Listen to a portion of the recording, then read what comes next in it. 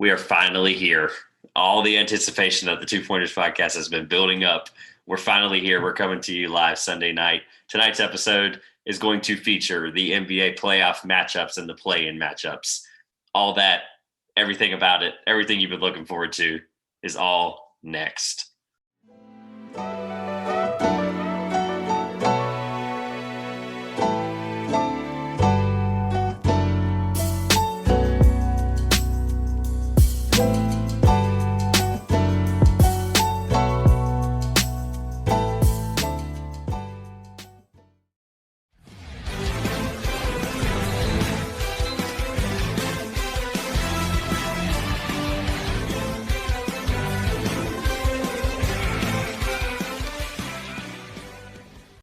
Welcome back, everyone, to the Two Pointers podcast. I'm Josh. I'm Trevor.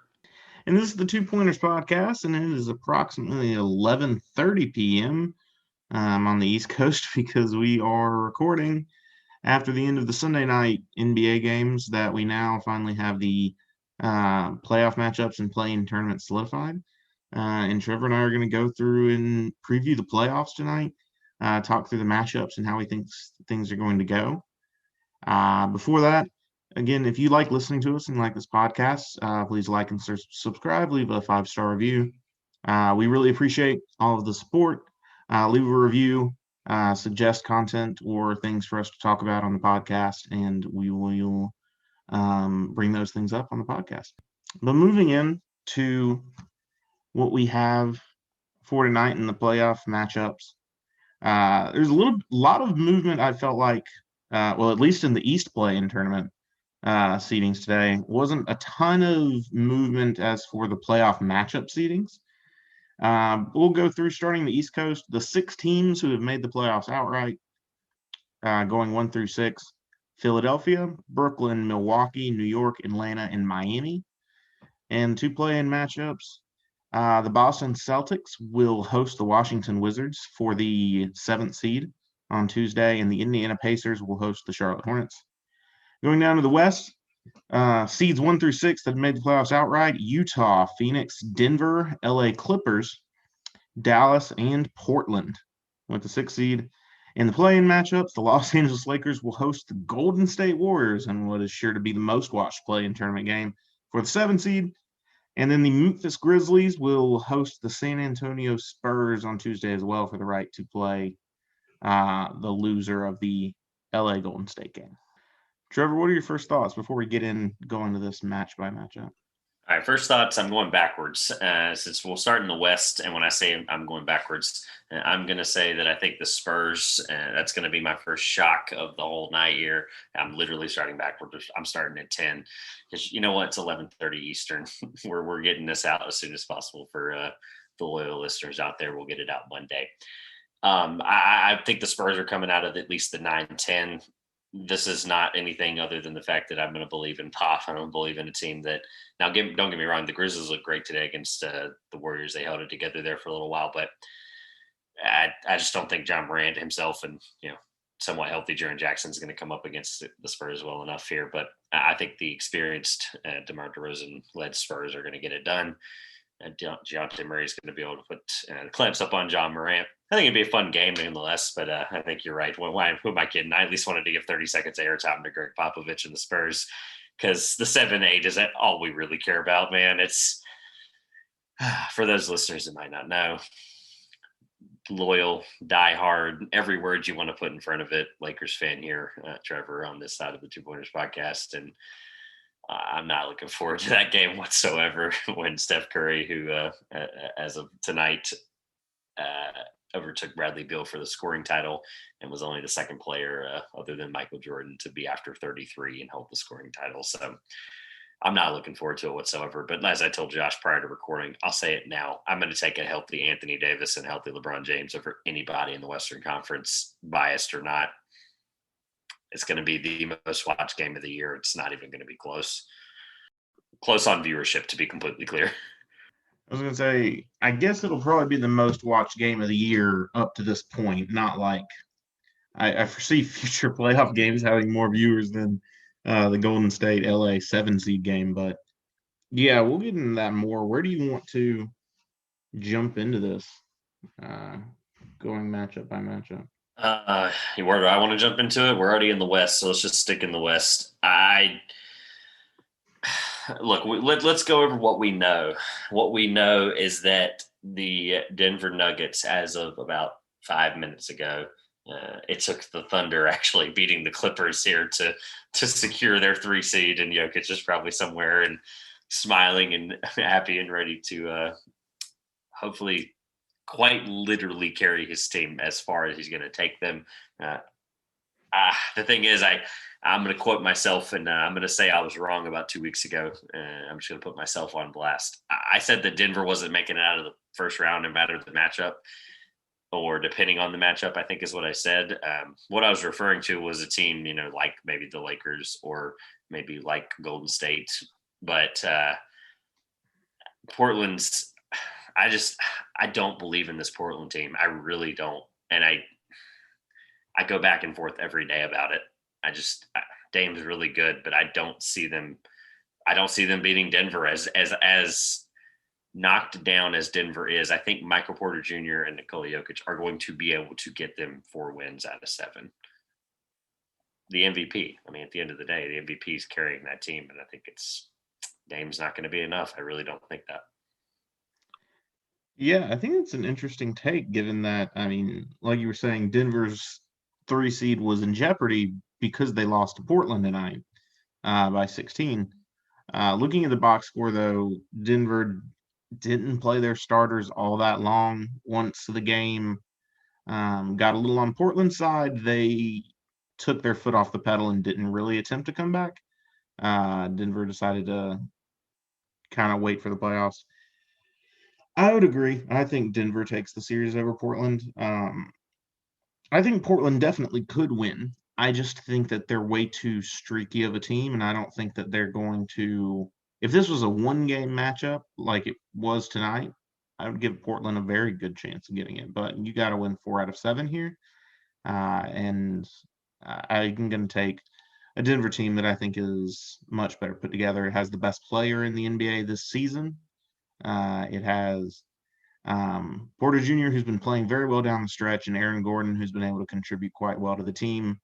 Frank Campazzo, that I don't think we said that name all season, who's been probably one of the best passers to watch in the NBA this year, and has really stepped up to facilitate the Denver offense with Jamal Murray out. A player who could not be more different than Jamal Murray, but a player who's been able to really facilitate the Denver offense in his stead. So yeah, I would definitely go for Denver. Here's what I would say is Portland's fighting chance is they are 5th this season. I pulled up just now to make sure I have it in front of me for this episode. I think these numbers are going to be very important. Season points per game for individual or season per game numbers for individual players and teams. Portland is 5th in points per game this year, and I think they'll be able to keep up with the Nuggets if they do get hot. I think that will be a offensive juggernaut type series, and I think that really does help them. Other than that, though, that's about the only thing I said earlier. That's the only thing I see going for Portland, other than they make the second most threes this year as well. So it really just going to come down. They're going to have to get hot, like you mentioned, streaky wise. We know they can.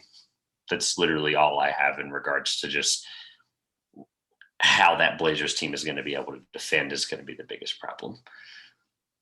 Yeah, and I mean it's one of those things where, I mean, their fighting chances. They have Damian Lillard, who's been one of the most clutch players we've seen in the past 5 years in the NBA. And he will definitely step up and deliver down the stretch. But like you said, streaky, and I just don't trust streaky in a best of 7. Portland also makes their free throws. So if this is a series that's close, Portland is third in free throw percentage for this year. So I don't think it comes down to that. I really don't. I think Jokic gets maybe 2 out of the first 3 for Denver. And I think from that point on, unless Dame's got like the biggest fight in the world in him, I agree with you. So are we doing, let's do games. Let's do team and games. So I've got Nuggets in 5. Nuggets in, I'll say 6, because This Portland team shows they're able to kind of punch above their weight in the playoffs. Like they took, I think, the first round to 6 games last year with LA, even though they were the 8. They can punch above their weight, so I'll say 6. All right, and I'm going to keep a note of this, and we'll obviously tack onto this, and we'll take a look at it each week throughout the playoffs. Like we said at the beginning, playoff time, let's baby. go on to the 4-5, and then after that, I think we can make our predictions for the Western Conference play-ins, and then how they'll do against the 1-2s. Sounds good to me. So the 4-5s, just really the most powerful 4 seed I've seen in a long time. The Los Angeles Clippers are sitting at 4, and they're going to be playing the Dallas Mavericks that are at the 5 seed, incredibly, from a team that we hit the panic button on back when they were in 11th place in February. We didn't talk about the fact that the Mavericks really picked things up this season. We hit the panic button on them. To be clear, we hit it on them twice. So we were. I guess we maybe woke them up. I don't know. Maybe Mark Cuban heard the comments. Here we go. Luka put their what in gear, trying to keep this podcast clean. However, you alluded to it. This has to be the most loaded 4 seed ever. And by the way, we have not made a single. Speaking of comments, we haven't made a single comment other than my very quick glance at the Clippers last week when we reviewed MVP candidates and things like that. How we didn't mention a Clipper. We haven't mentioned a Clipper since night 1. That was episode 1 for us. That was opening day. We were like, this Clippers team looks really good. Batum looks great. Ibaka looks great. Of course, the 2 front runners look great. Looks great. Opening night, they looked. I guarantee you, I didn't say that. I did. He looked fine in the first couple of weeks. I haven't watched much Clippers games since, obviously, but because they've just been rolling, they've been steamrolling everybody they've been playing for the most part. And the fact that they are in that 3-4, they weren't going to get up to that Phoenix Utah level. Phoenix and Utah was just continuously knocking people out. But this Clippers team, man, we'll get to our final, Western predictions in a few moments here. But I was very close to taking the Clippers out west. I really was. This, I can't unsee the Clippers history and the 3-1 collapse. I think the Clippers are the second best team in the Western Conference. I think, unfortunately, they are likely to play the best team very early in their playoff run. But while I love Luka Doncic, I think the Mavericks, I'm glad that they picked it up and did well. I see the Lakers taking this in a clean sweep. You mean the Clippers, I'm assuming? Clippers, yeah. I'm just messing with you. Did I say Lakers? You did. Darn. It's all good. I see the it's Clippers. It's 11:30 at night. We've done this, never. I just keep reading LA every time. I see the Clippers taking a clean sweep 4-0 over Dallas. Wow. Really? You get the brooms out and I guess it would be in Dallas, right? Mm-hmm. Wow. Okay. I can't doubt Luka that hard. So I am going to say Clippers at 5 because Luka, and he's done it before, Luka will get them a game or two. And didn't he scare the Clippers? It was either last year or the year before, his rookie year, when he made it in the playoffs. And he won a game or two for them. The Clippers are great, but Luka will get a game. I really do feel like that. I think we could also, this series is one of those ones where I trust Kawhi and I trust Paul George, don't get me wrong, but Luka is so good and that supporting cast around him is starting to click. It's also a series where we'll record next week and go, and we could very well be in game 6 going, Dallas is about to knock off LA tonight. It could be happening, and it's crazy to think that. So no, I have Clippers in 5, but don't be surprised if Luka gives us a scare for our predictions. I'll be surprised just from the Clippers are one of the most staunch defensive teams, especially in the playoffs. You already have George and Leonard, who are 2 of the best wing defenders in the league. Then you get Patrick Beverley, who's known for his ability to guard the guard position in the playoffs. You have that the Clippers made what might be the most influential trade deadline move in hindsight by getting Rajon Rondo as we go here into the playoff season, who's probably the best example of someone who is a good role player in the regular season and becomes somehow an outstanding starter in the playoffs every year. And so I expect Rajon Rondo to be dominating the headlines a week from now for his stunning performances for the Clippers. And so I just see the Clippers being an absolute juggernaut. You beat me to it. Shout out to Rajon Rondo. He will make a difference long term for this team, assuming that they make it out of the first round. The Clippers, however, just one guy, you mentioned defense. The other glaring stat for me is that they're going to want to be the home team as often as they can. Obviously, if they make it out of the first round, they will not be, more than likely. But they are a lot better team at home than they are on the road by multiple games. So that will make a difference, I feel like, as everywhere for the most part now, as mask mandates are lifting all over the country. Keeping an update on that, of course, for the NBA.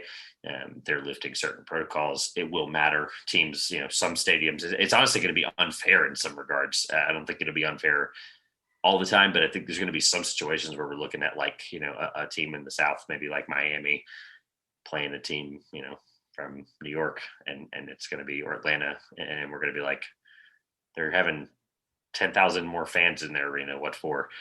But I think that's going to matter for the Clippers, and LA is starting to open up and allow a lot more fans based on vaccinations. So that'll matter. All right. So lastly, I guess we're going to have to rip the Band-Aid off. We're going to have to get our West playoff predictions in terms of the play-in, and then how the ones and twos are going to fare, like you said. This segment's going to pain me, man. This really does. We're going to get to your team in a moment. But we'll start with LA Golden State. It is what it is. I said it already. I didn't ever officially said it, but I'm going to trust a healthy Anthony Davis and LeBron James. I'm repeating myself against anybody, and at least up until I'm proved wrong. And Curry is just going to have to do a lot. And that team is getting hot at the right time. Draymond's playing really well. Wiggins is coming into his own, scoring 38 last week. That team they're scary, man. They almost do. They really, cliche here, remind me of the We Believe team. Steph even did the Baron Davis thing where he pulled it up and shut off his chest. And I'm gonna take LA in 7-8. I really am, and I'm trying my hardest not to be biased, but I'm curious what you think. I think the game is going to be incredibly entertaining. But I don't think that, I mean, maybe you are being biased, but I don't think it's far-fetched to think the Lakers are going to win this one. They're a much better team in every regard. Of course, it's the one game, and so we're like in NCAA tournament kind of territory here where things could go drastically wrong for a great team. But looking at the teams, no, I mean, I would be stunned for the Lakers to lose their way out of the play-in tournament. That's just not happening. But like even to lose to Golden State, I don't see that happening either. Here's what scares me: the Lakers are on a 4-game win streak as of winning tonight against the Pelicans, which they basically played a G League team, and it was way too close. However, the Warriors on a 6-game winning streak as of right now. The Warriors are as hot as they've been since early April, when Steph was tearing it up. And I am as scared as I'm ever going to be. And that game, I'm so nervous. I'm sorry. I am. I'll say this. LeBron James better be prepared to get himself really tired over the course of that LA Golden State game.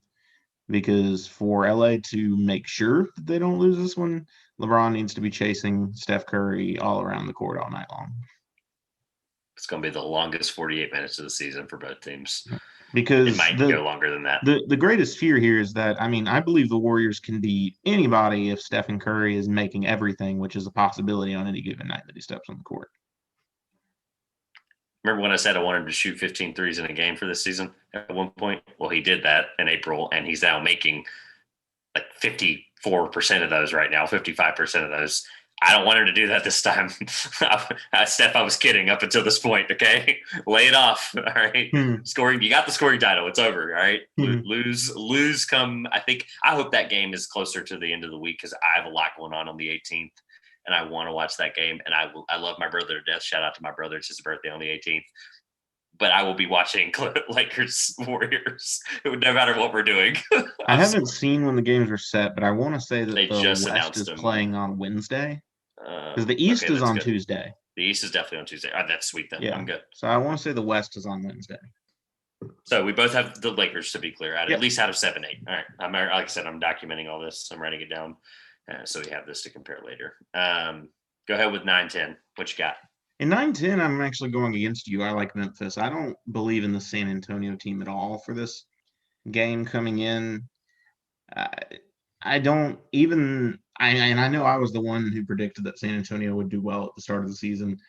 They really lagged off, and I just don't believe in the San Antonio team going forward.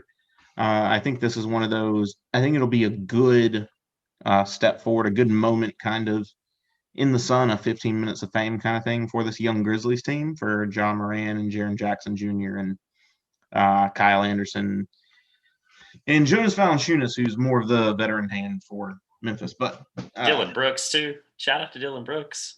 Yeah. I named like he four looked good players, tonight. right? He looked good tonight, actually. He really did. But I like this Memphis team. I was going to say a lot, at least in this matchup. I think that they are a much better team. They have been most of the season. I mean, like, if they'd beaten Golden State today, they would have been in the 8. They are. And they were fairly competitive. So, yeah, I like Memphis. I just don't have the confidence in San Antonio to get that one done there. And so I think that you'll see Golden State Memphis again playing for the 8 seed, in which case I will take Golden State. Yeah, the Spurs right now have lost 4 in a row. Out of their last 10, they've lost 2 of 8. They are not playing well right now. We're seeing that, but I can't doubt Pop. I can't doubt a DeMar DeRozan who could drop 40 on anyone's head at any moment. And I feel like this Grizzlies team is good, but they're a good defensive team, but they're not able to, if the Spurs play the way they want to play and they control the tempo of that game. I will take the Spurs, like I said earlier when I started at the top. I think it's close, so I'm not going to sit here and go, oh, haha, see, you didn't get the Grizzly pick, right? Like, it is what it is. It's the 9-10. Like you said, I think the Warriors beat anybody if they come out of there, but depending on who they play based on the loss. But, yeah, I'm going to ride with Pop. I think that's fair. I mean, going with one of the league's best coaches is not a bad way to go in that regard. One of the best ever. Yeah. And I think Golden State Memphis could be close. I'm more informed on how I think Golden State Memphis is going to go based on how it went today, really. I think throughout the course of the season, they've been about equal teams. Given all of the injury struggles that Golden State has had, it's put Golden State and Memphis on those equal playing fields. Like you said, Stephen Curry is potentially playing the best we've ever seen him. I mean, because he's doing all this on his own. He's having to be. So. All right. You ready for the East? The obviously 11 through 15 in the West is not worth mentioning whatsoever. Oh, wait. No. Wait. Hold on. Shame on me. We got to do how we're going to think they're going to fare. 1, 2. We didn't mention the number 1 Utah Jazz and the number 2 Phoenix Suns. I almost forgot. Utah and Phoenix both advanced. There you go. Okay. All right. If that's it, I have nothing else to say about it either. Are we ready for our Western predictions? Wait, you have nothing else to say about it either? I don't. I wouldn't. At the end of the day, I want to go ahead and get our predictions out there for the world to hear. So you're saying you don't have your Lakers over Phoenix? I don't. So I guess this is where the prediction rides, huh? Okay. I am going to stick with the Chris Paul-led Phoenix Suns. I truly think this team can get it done. I trust a Devin Booker to continue to score at will for this team. DeAndre Ayton, I watched a lot of Suns games last week here. Every game, actually. I watched every Suns game this week. That Blazers one was awesome. They should have won that game. But Phoenix looks amazing. DeAndre Ayton's playing, honestly, he's playing like a top 5 big in the league right now. And that sounds unreal to say that. But he is at the end of the day. I mean, number 1 pick, obviously. Chris Paul, we got a lot of compliments on the MVP ballot segment. We appreciate all of you for that.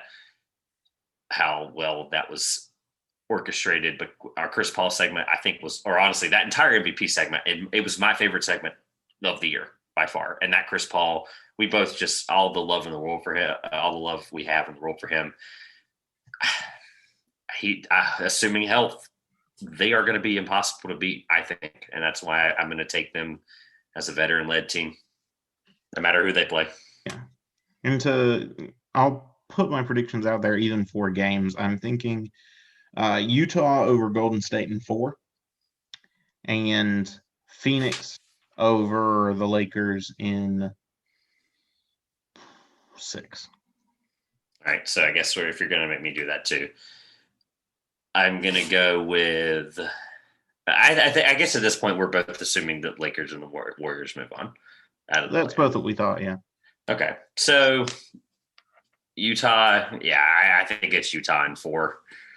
I don't think Steph puts up enough fight. I'm going to say so. I mean, it's kind of like you're looking at it. Steph is shooting 54% kind of like you said on those 15 threes a game recently. Yep. Well, the Utah Jazz struggled tonight relatively for them against Sacramento, shooting 46% from 3. It was an off night for Utah. And they're just now getting Mitchell and Conley back fully healthy. Yeah. So to put that in perspective, it was considered an off night for the Jazz, and they finished making 18 threes, shooting 46% from 3. And also, Rudy Gobert finished the season, obviously, Defensive Player of the Year. There's no question about it. He finished the season with the highest field goal percentage at 67.4%. Next closest was 63% from Richaun Holmes. I can't ever say his name right. So let me make sure I got this right. So you've got Utah. You said in a sweep as well. You got the brooms out for Utah. Mm-hmm. All right. So it'll be 1 versus 8. I'm writing this down. And that is Josh has got Utah with the brooms. Let's see. And I have Utah as well in 4. I don't think that's even, it is what it is. Utah, they're unbelievable this year, and I believe in them up until they play Phoenix. And then in the Phoenix LA, I have got that game. I have got that series in 7. I do have the Lakers completely fighting it out there. And by the way, if I'm wrong on Phoenix because my Lakers beat them, you can laugh at me all you want. The listeners can torch me on Twitter, whatever it may be. I'm okay with it because my team moved on. So it's a win-win for me, and I completely set it up that way. I have, like I said, Phoenix versus LA at 7. Yeah. 7. All right. All right. So kick it out to, I guess we right back around to the Eastern Conference. Because obviously 11 through 15 in the West is not worth mentioning until the draft, until it matters for them. Teams that we'll talk about later. So in the Eastern Conference, I guess we'll start with the 3-6 matchup, which is looking at the Milwaukee Bucks, who ended up slotting in at number 3 against the number 6 seed Miami Heat, which I think is going to be, quite interesting. It's the Heat team that put a stop to the Bucks, the number 1 overall Eastern Conference seed Bucks last year, which just adds so much to the story of what we're going into. I've been very vocal throughout the year about how much I believe in Milwaukee, and I'll say I continue to believe in Milwaukee here. I think that they kind of vanquished their past mistakes, their past failure in the series against Miami. And I think Giannis will, I think he will struggle at times against Bam Adebayo, who I think has been picking up here late in the season. But this Milwaukee team will show with the supporting cast they have put around them, Middleton and Holiday and Lopez, that the supporting cast will show how much of a better team overall that these Milwaukee Bucks are. And I think that they will take down Miami in 5 games. That is what I had as well, believe it or not. I was between 5 and 6 on Miami. I was between 5 and 6 games for Milwaukee beating Miami. Mm-hmm. So you got them in 5, you said? Mm-hmm. Bucks in 5. I think Drew Holiday is going to be, because Drew Holiday is the biggest change in the series from last year, and I think that's going to be the difference maker. Like I said, Bam Adebayo is such an incredible defender. Giannis is going to struggle at times. He's going to be facing a great defensive big that will put some stop in. The Heat are going to really focus on stopping him. Then I think Jimmy Butler, who's a good defender in his own right, will really focus on Chris Middleton, but I don't think there will be anybody there to stop Drew Holiday. There's no one to stop the Bucks in general in Miami, even though they are the best defensive team for matchup wise for the Bucks, in my opinion, other than maybe Philly, which they'll get to, I think, eventually. But Milwaukee finished the season with 120.2 points per game, so they can obviously put it up like crazy. Giannis was top 5 in the league in scoring. Bobby Portis was 3rd in 3-point percentage. They're knocking down shots. Drew Holiday's locking people up. This series is simple. It shouldn't be overthought. I think a lot of people on a lot of major networks, names that must not be named on this network, are going to take the heat. But here we are. It's the Bucks. This team, I'm pretty high on them as well. You will get to my Eastern Conference favorite here soon, or my Eastern Conference pick. That is not the Bucks. Spoiler. But the Bucks know how to get it done in this. At least the first couple rounds. I'd be shocked to see them lose to Miami. I've got them in 5. And so that brings us to the 2 newcomers to the playoffs this season. The interesting matchup: the Atlanta Hawks and the New York Knicks. Wow. I just didn't think they finished the season tied, actually, both 41 and 31. The Knicks will have home court advantage via tiebreaker, which I believe is head-to-head matchup. Funny stat also is that the New York Knicks are 25 and 11 at home. The Atlanta Hawks are 25 and 11 at home, which means that they both are also 16 and 20 on the road this season. So 2 teams that could, on paper, not be any more evenly matched. I completely disagree. On paper, they are completely matched up stat for stat. I get it. Eye test in all, I have the Knicks in 5. This is the best Knicks team, obviously, since the 2013 Carmelo Anthony led Western Conference semifinal team. Julius Randle is a dog. Julius Randle is literally putting this team on his back. 2nd team All-NBA. You can lock it in. I bet my half of this podcast on it. I'm kidding. I love this podcast to death. But the Knicks will come out of this, and if it's not even getting close to 7, that'll be my bold prediction of all right, okay. We can roll this through. I'll have this TikTok up tomorrow. Bold prediction, this side of the 2 Pointers podcast: Knicks will beat the Atlanta Hawks in 5 or less games. I'm going to say 5 because I think Trae Young's going to drop 40 at 5 or 50 at some point, because Alfred Payton's not stopping anyone, and he sure as heck is not stopping Trae Young. But this Knicks team plays together super hard. They are just like those Chicago teams that, may have finished in the top 3 or so back when they had Rose and Butler and all them. But Tibbs has got them playing together, and slowly. They slow the game down. This is going to be everyone's father's favorite series because it's going to be slow, and it's going to be fun still to watch. Trevor, do you think basketball in the 80s was played at a snail's pace? I mean, the 90s, they were averaging 76 points a game in the Western semis and Eastern semis. They were averaging like 76. Part of it is they weren't shooting that well. Yeah, they were playing slower, but it's not exactly like they were playing like this. You can't go unnoticed that the Knicks are the literal slowest team in the league. Yeah, they are. It's crazy. It's wild. So they are it's one of those things that can go good or bad for you. If the team you're playing gets hot, it's not going to go well.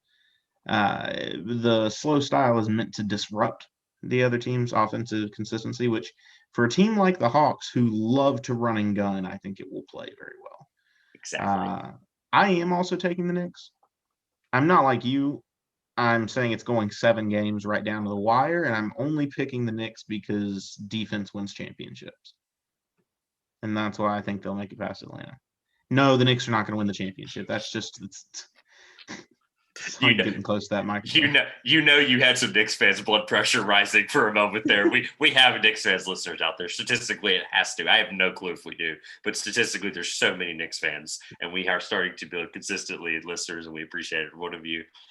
There's got to be some of them out there. I'm a closet Knicks fan going to MSU last year. We'll get to our basketball experiences podcast. I mentioned that before. At some point in the offseason when we're bored for a month and a half between the draft and free agency. But the Knicks are fun and awesome, and everything you could think about the Knicks team. I'm excited to watch them. That's going to be my favorite Eastern Conference playoff series. in the first round. I guess so. I mean, the 4-5 is usually. I mean, the most evenly matched usually ends up being the.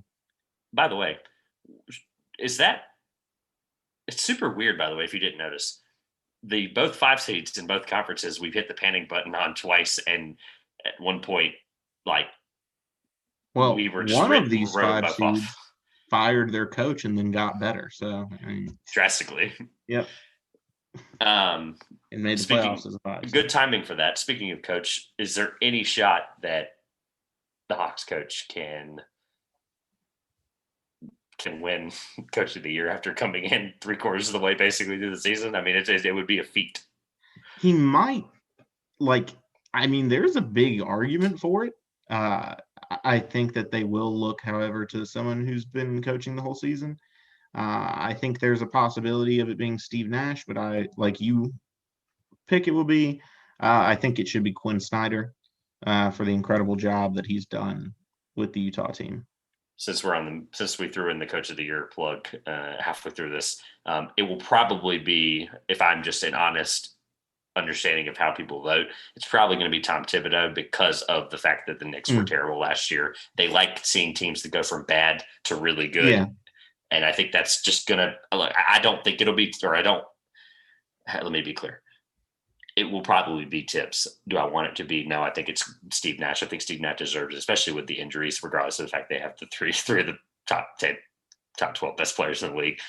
Steve Nash did a really good job in his first year and handled a lot of adversity and was able to just show that he can truly be a good head coach. You mentioned last week, Chris Paul is obviously going to be one of the best transitions. I think Steve Nash will be as well. Both really good point guards. I can see why it would be Tom Thibodeau, and I think that's perfectly fine. I think he would have earned it. My really real argument for it being Quinn Snyder is that you took a team like Utah, who was 4 or 5 every year for the past 10 years in the Western Conference. Nothing major changed about the makeup of this team from last year to this year in Utah. And this team improved from where they were to the number 1 seed in the West. And that massive increase, you have to give credit, at least some of the credit there, to Quinn Snyder and what he's done with the team. All right. Are we rolling into 7-8? So just the same format that we did on the West, Boston versus Washington, and then we'll see how. And then obviously 9-10 with your Hornets and then the Pacers, and then we'll obviously preview how 1 and 2 will fare against 7-8. What you got for 7-8? We got the Celtics at 7 and the Wizards at 8. What you got for me? I've got Boston at home taking the victory here. I'm not a big fan of this Boston Celtics team, and I think they've been hurt by the Jaylen Brown injury. I like their matchup more against Washington. I think that there's the signs of Bradley Beal's struggles today coming off injury, despite the Wizards getting the victory over the Hornets. Bradley Beal's struggles coming off injury today make me think things don't bode well for Washington heading into this play-in game. I think if it's obviously you're going to take if this was a series, I think I'd take Boston, believe it or not. But because it's one game and because I think regardless of how Bradley Beal looked today, he's still Bradley Beal. He's still, up until a week ago, was the leading scorer in the NBA. Russell Westbrook was the leading assist per game person in the NBA. I can't doubt 2 of the top 20 best players in the league right now in terms of how they're playing, versus Tatum quite literally having to score probably 50 for the Celtics team to keep up. The Celtic team without Jaylen Brown, like you said, I can't sugarcoat it. They look horrible. The Celtics team this offseason needs to figure something out. They need to reboot, retool, obviously, is what the current, GM landscape is going to call it. But this Boston team outside of those 2 is bad. I'm going to take the Wizards, and I'm probably not going to take the Wizards much farther than that. We'll get to my 7-8, how I think they're going to fare very soon. But I got Washington. Yeah, I mean, we're talking about 2 not very good basketball teams who have seen a lot of struggles from injury to illness to different things with some superstar players that are fun to watch. And I think it will be highly watched because people will tune in to see Tatum, Beal, and Westbrook. And to a lesser extent, Kemba Walker. But yeah, I see Boston's going to take it here at home.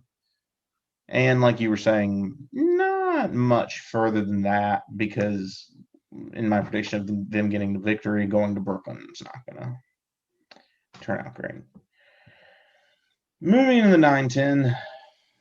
Do you want to start or you just want me to? You want to prepare your sulk? I can Sulk. at least stall for a moment if you want. I mean, or you can just rip the Band-Aid off that your Hornets are at 10 and they should have been at 7 or 8 about a day and a half ago. And that's no disrespect as somebody whose team is going to be at the 7. So go ahead. I have at it. I'm here. I'm muting. So part of me thinks I should just be happy that the Hornets are like, we're at the end of the regular season and the Hornets are still in it. Standings wise, we're not in any better spot than we've been over the last 5 years. But we're still in it, right? But it was just like I've seen what the team could have been. They were in 4th place when LaMelo Ball and Gordon Hayward seemed to get injured within days of each other and go down for a month. And then repeated issues to several role players getting hurt. Malik Monk, both Martin brothers, Devontae Graham, eventually Miles Bridges going under COVID protocol, took extended stays on the bench from injury. The Hornets had rapidly had to churn out different lineup after different lineup over the past month, which I'm sure a lot of NBA teams had to do that the whole season. Wasn't abnormal, but just the rapid fall from 4 to 8 and then 8 where it seemed to stay steady until the past 2 days, going to overtime with your New York Knicks that you think are going to sweep the Hawks in the 4-5, taking that team to overtime, the game that should have been won by Charlotte. It was lead given up right at the end of the regulation. And then losing by 5 to the Washington Wizards in a game that was the Hornets jumped out to an early 17-point lead in the first quarter. The Hornets have lost 5 in a row, and it's just sad. So that's where I'm at. Yeah. So first of all, the 5-game losing streak is glaring. However, I have been on your side / I have been high on this Hornets team all year, injured or not. This is, if we were not recording aside, I'm just going to say this to you as a friend. You should be thankful that they're here because at the end of the day, we've discussed this, play-in tournament or not, this is a great thing for the league, or obviously in this case, the play-in tournament long term, we think it's going to be here. It's great for a team like Charlotte, who has struggled with injuries mightily, especially in the last 35 to 45 days. And I'm going to take the Charlotte Hornets. I'm not going to delay my pick any longer. I think they're going to beat Indiana. However, here's my caveat. Domantas Sabonis, right now in the month of May, is averaging 22 points per game, 13.9 rebounds per game, 11.4 assists per game, 61% from the field, 42% from 3, 75% from the line, 67 true shooting, and 129 offensive rating. He is going crazy. Someone's going to have to stop him. I don't care who it is. But I do believe in the fact that this Charlotte team shoots the ball really well. Rozier all year has done it. I think they're gonna beat Indiana. I don't have anything in terms of major breakdown for it. I think they'll be able to play really well. Turner's not fully healthy. That's it. At the end of the day, you should be happy as a fan. And we're going to be going to multiple Hornets games next year because they're going to be really good. And I think I think they won't even have to worry about the play-in tournament next year. I am happy as a fan. And I mean, and like you, I kind of agree. And I do hope they don't have to worry about the play-in tournament next year. But the issues are there. from a basketball perspective. You mentioned they shoot the ball well, but they haven't shot the ball well in several weeks. It's been a long time of the team not shooting particularly well. For the Hornets to beat the Pacers, there's going to have to be, because Gordon Hayward's not playing, and just make sure that that's out there. Gordon Hayward will still be out with ankle injury. He will not be playing against the Indiana Pacers. If the Hornets were to win and go to a matchup for the 8 seed, he would also not play in that game. Domantas Sabonis is incredible. Charlotte Hornets coach James Borrego made a comment around midseason that the Hornets' most glaring issue is that there is no solid big man. Of course, Cody Zeller plays for the team. He's not the best defensive big man in the world. Bismack Biyombo has been running at center in the defensive lineups for Charlotte. And Bismack Biyombo is about 6'8.5", which is not very tall for a center in the NBA. I mean, I want the Hornets to win, but I don't think they're going to. I mean, I'll be happy and I'll enjoy watching the team play in like some nationally prominent NBA basketball. And they've been mentioned more than any team all year, and hopefully we'll see some highlight reel alley-oops from LaMelo to Miles within the game. But I'll be shocked if Domantas Sabonis scores under 35 points in this game, and the Pacers don't win. So. Looking forward to that game. I guess we'll just not delay it any longer. Who do you have at the who do you have playing 1 and 2 in terms of, like you said, you didn't think Boston made it much further, but who do we have now at 7 and 8? So at 7, I've got Boston, of course, winning over Washington. And I guess you can call it my bold prediction in the first round. I think Indiana will then beat Washington and move on to the 8 seed. You got Indiana at 8. Yep. All right. So you have 8 is the Pacers, and 7 is Celtics. Jaylen Brown or not? I like that. I don't like it enough, though. I have. You are not going to believe this. I have your Hornets as the 8 seed. I think they survive. That's true. We'll both be happy that I'm wrong. I set it up like that again. You like that? Yeah. I'm torn on 7, and I'll tell you why. You predicted the Wizards earlier. Oh, that's right. I forgot. This playing thing is. I hope they at least figure out a little bit more or less confusing way. You're right. Sorry, I was torn on 8, but. Either way, I think the Wizards are at 7, barely, and I have your Hornets at 8. Sorry, I got that backwards. That was completely flipped. It's now 12:15 Eastern, so Monday technically. Shout out to the listeners for supporting us for us doing this.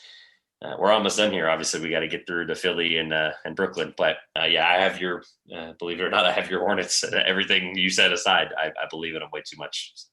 I'll let my pride get in the way. I can make my comments on the Philly Brooklyn against their teams that they'll be playing short and sweet. A lot of sweeping, a lot of brooms, a lot of overpowered matchups.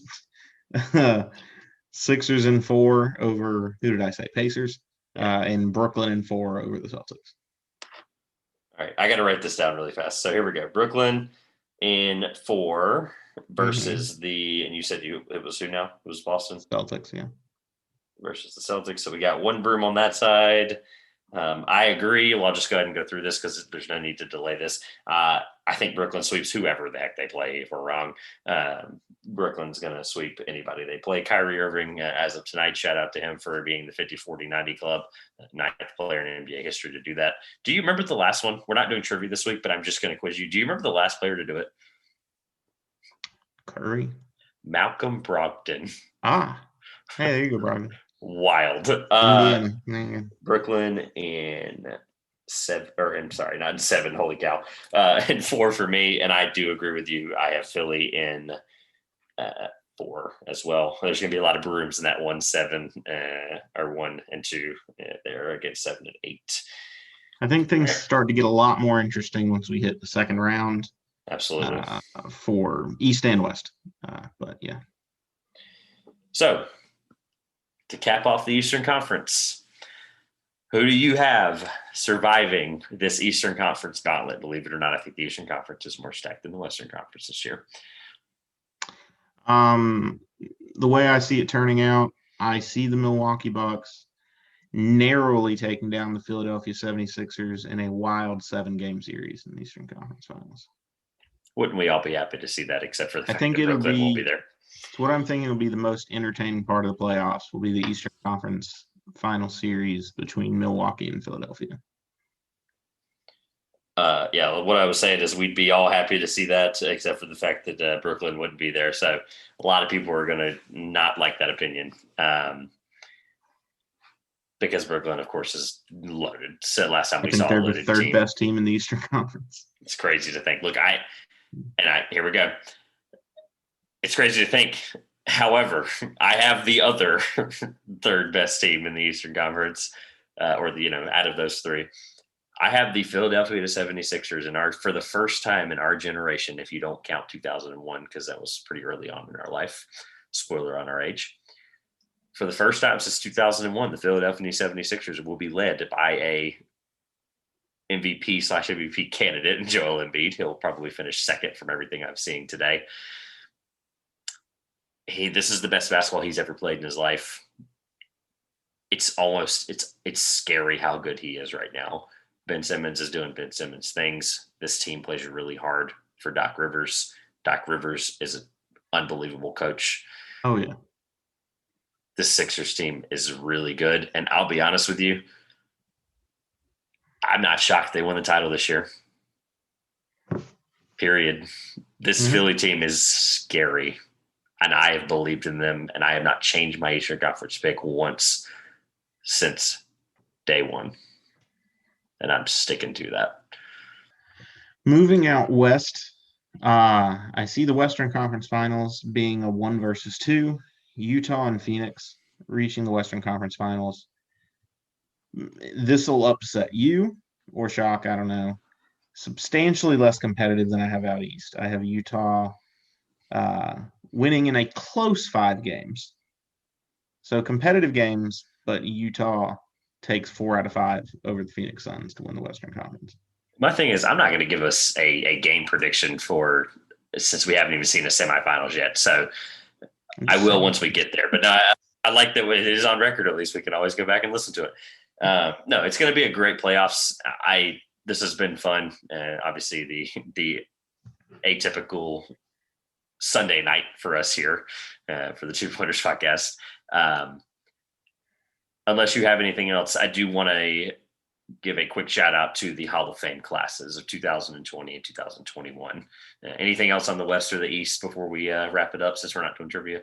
I mean, with the playoffs about to start, just before we get into it, I want you to make the one pick who's winning the title overall.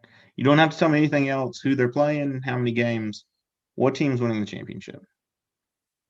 You're asking me that? Yeah. It's Philadelphia. I'm going to take Philadelphia. Okay. Yeah. I mean, I can respect that pick. In a wild twist, and I didn't expect myself if I were to look back at the beginning of this basketball season, I would not have expected to think that I would say I think the Utah Jazz are going to be the NBA champions at the end of this year. But I think the Utah Jazz are going to take home a title to Salt Lake City in quite a weird turn of events for this wild NBA season. I'm going to go on record before we wrap it up and say that I would not be shocked if it was the Clippers or the Bucks as well. That would be I'm not going to say I don't have like a second pick. We shouldn't have a second pick. That's not how it works. But Clippers, Bucks are going to be the 2 scary teams that we're going to write off early, maybe possibly, and then go, holy crap, they're about to be 1 game away from winning the title. So, and I've been very quiet on the Clippers, but made sure I gave them the recognition today. So they're going to be able to beat anybody, and it's going to be an awesome playoffs. You and I have been talking about it for months. We've been leading up to it. This is what we've been looking forward to, and we both have so much free time to watch the playoffs this summer. It's going to be unreal. Or this fall, fall. Oh my gosh, it's so late at night. I'm tired. Spring, whatever season we're in, who cares? It's 12:20. Anything else? We finally got our picks out there, so I feel like we're weight lifted off the shoulders there. Anything else out of the playoffs play-in? Nothing else. All right. Rolling into the last bit here. Semi-bittersweet that this happened as the playoffs are about to begin. But obviously, the recent announcement of the 2021 class, as well as, and I'll get that pulled up in just a moment, but I do want to highlight the 2020 class because after a year that we've dealt with as a society where everything got delayed sporting wise, everything got canceled. I mean, we'll never forget a year like that. But these guys and gals deserve all the respect in the world from us, as well as the NBA and the basketball family. So I want to give a personal recognition to every one of them. Rudy Tomjanovich, which you and I have talked about before many times about the punch incident with Kermit. Was it Kermit Washington a long time ago? He was represented by Calvin Murphy. I thought that was really neat. Another teammate of his there in the early 80s, late 70s. Eddie Sutton was represented by John Calipari, Bill Self, and Sidney Moncrief. Barbara Stevens represented by Gina Oriema, no surprise, and Muffet McGraw. Kim Mulkey presented by Michael Jordan. Thought that was really neat. Tamika Catchins presented by Alonzo Mourning and Don Staley. Patrick Ballman presented by Russ Granick and Vlade Divac. Before I get to the three you-know-who, Micah Wilbon was also inducted into the Basketball Hall of Fame as a media person. I just want to give a huge shout out to Micah Wilbon. An awesome guy. PTI has been an unbelievable show for so many years. Him and Tony Corny, man. And lastly, and definitely not least, three of the most deserving Hall of Fame candidates in NBA history and basketball history. Kevin Garnett was represented by Isaiah Thomas. Tim Duncan was represented by David Robinson. And the late, great Kobe Bryant was represented by Michael Jordan. Unbelievable class, unbelievable ceremony. Man, I couldn't hold it together. Everything Vanessa said, everything that was said in general about every one of these players and about the legacy of basketball. Awesome night. Great to see it, and it's something I'm going to appreciate for a really long time. 2020 was the class that I really wanted to just highlight, as they obviously had to have it pushed back multiple times. But the highlight of the class was Paul Pierce, Chris Bosh. I feel like I'm forgetting someone. I'm pulling it up now. Those two are there should be no surprise. Those two are well deserving first ballot for Paul Pierce, of course, but just wanted to give a shout out to the Hall of Fame class and Chris Webber. That was it. That was the last one I had to get. So Paul Pierce, Chris Bosh, and Chris Webber, all three very deserving, as well as Ben Wallace. That was another one I missed. Bill Russell as a coach, Rick Adelman as a coach, Jay Wright as a coach, and that's it. So very deserving class. Really fun to always mention that because, of course, it's a really big deal. I won't drag it on any longer. No trivia today. It's late. We're going to get this out next day, and let's have a great playoffs, man. This has been the Two Pointers Podcast. I'm Josh. And I'm Trevor. And we will see you soon.